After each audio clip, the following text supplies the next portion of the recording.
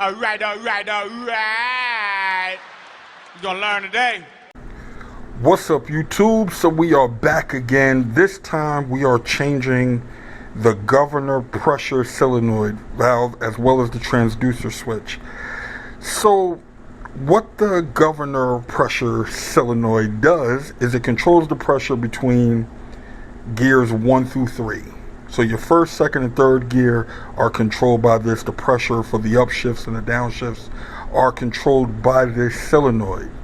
Now, what was happening in my van, because I'm doing this in my 2001 Dodge van, this is from a 46 RE transmission. So what was happening with me was that I one day came to a red light, and then when I went to take off, it just wouldn't move.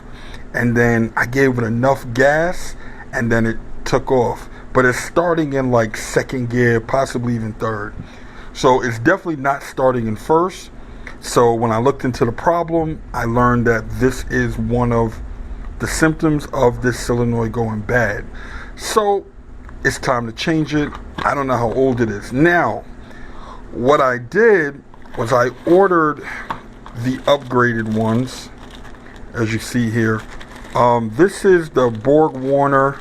Now this company, Rostra, apparently bought the rights to make these from Borg Warner. They're using the same tooling, they're using the everything. So apparently you can get these from Borg Warner, but they're either going to come in this box when you order them online. They're either going to come in a Borg Warner box or they're going to come in a Rostra box. But they said it is the exact same thing. So these are, let me take this out the package. This is actually an HD for heavy duty solenoid. So this one is larger, which you guys will see in a minute when I pull this out. And then also I'm replacing the transducer switch, which goes right here. So if you guys are going to replace it, I highly suggest that you replace both of these at the same time. Now, according to the service manual, you guys know I love my service manual, it says that the governor pressure solenoid valve is a duty cycle solenoid which regulates the governor pressure needed for upshifts and downshifts. Like I said, this controls gears 1 through 3. So if you're having a delayed shifting, or if you're not taking off in first gear, 9 times out of 10, this may be your problem. Maybe something else, but 9 times out of 10, from what I'm able to tell, this solves everybody's problem. Now, I have the valve body flipped upside down. If this was still in the van, you do not have to remove the valve body to change it. This, all you have to do is drop the pan and you will see it is right here. This is on the passenger side of the 46 RE transmission. And this is a very simple job. There's going to be some other bolts here which actually hold the valve body, but those already been removed. So all I have to do now is use this T25, and then we can take out these torque screws, which will then free this bracket to replace this. Okay, so here we are. I'm gonna try to leave that there. See if I can get this off. Now what I'm gonna do, only because it seems like it'll be a little more convenient, is I'm gonna remove the harness while it's still here, so I don't, pull any wires. Now this one has a red tab. So you just push it down until it clicks like that, and that should be it. Yep, there you go. And then that'll take that out, and then here we have it. Now I already can see, if you guys can see, there's grit and dirt in there. Now there is a screen on these things. Let me see if I can lift this up. There is a screen on there. I need a screwdriver. Alright. So on the bottom of the governors, there's a screen which is the filter for them. Mine appears to be dirty. Now, I don't know if just cleaning these things would be good enough. I honestly can't tell you. But what I'm going to say is just go in and replace it. They're not that expensive. The HD models, like the one I have over here, is a little bit more expensive than the factory ones. But let me show you the difference. See the difference? See the difference now? This is the Mopar one, the OEM one, and this is the HD one, where you can definitely see the difference between the two. So, what I am going to do now, and yeah, this one's clogged up pretty good. So what I'm going to do right now is get ready to install this. Paper gasket seems to be okay.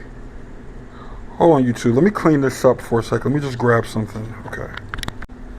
Okay, YouTube. So we back. So I wanted to clean up everything a little bit, just so we can do a quick comparison before I put it in. Now, this is the HD unit. This is the OEM unit. And you can tell right away. You can look at the difference in the size. The other thing that I noticed is that the HD one has 2 grooves. And what happens is, what I've read is that a few people have made the mistake of putting the bracket on the bottom one. It needs to go on the top one in order for this to sit correctly. If you put it on the bottom one, you're going to have problems. Like, you're still going to experience the same symptoms that you had before. So it needs to be on the top groove in order to pop in place, so that way it's exactly like it's supposed to be. The other thing I noticed, and you guys got to pay attention to this, the clip. You see on this one, the clip will snap in on the top. That's where it locks in. On this one, it's on the bottom. So you'll need to switch that over. You need to flip that over in order to lock that in. Don't try to put it in the same way, because if you don't lock it in, there is the possibility that it could come unhooked one day while you're driving. So what I'm going to do is I'm just going to flip this over and lock it in the other way in order for it to be in place. I don't know.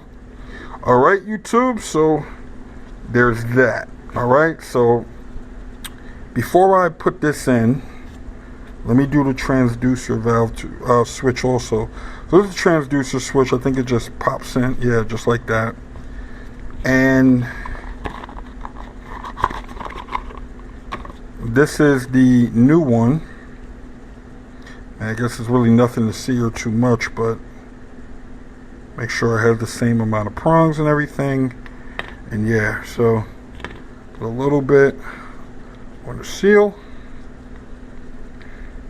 That's it. Pop it in.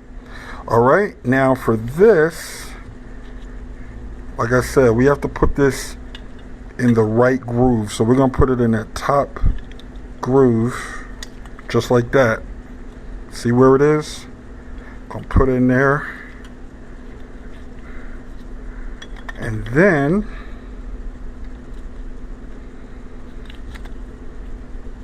make sure everything lines up.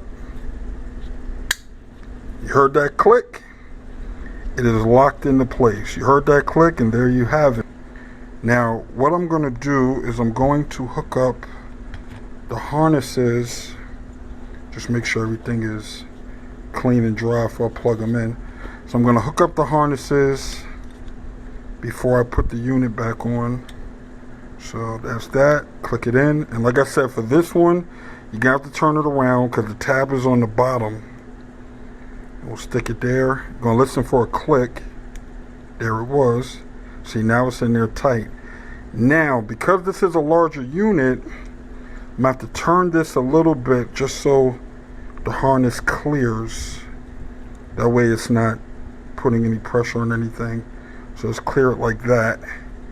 And that looks good. Alright, so now just got to put the 2 screws back in.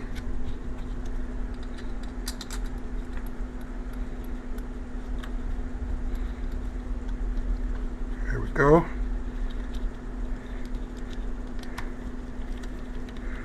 Make sure this is clearing. That's in tight, that's in tight. And that's it, YouTube. Everything is in. Like I said, these missing screws that you see here, these bolts, are for the mounting of the whole valve body. So when you guys are replacing it, you only have to remove the ones that's on this bracket.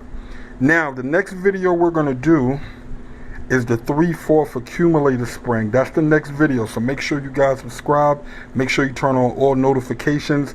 Now, I'm pretty sure it's going to pop up at the end of this video. So watch this video to the end and you will see the video for the 3/4 accumulator spring. Alright, so that's it, YouTube. Everything is done. I will leave the links below for both of these, for the governor solenoid and the transducer switch. Like I said, it's highly recommended that you change them both at the same time. The HD units are supposed to be much better units.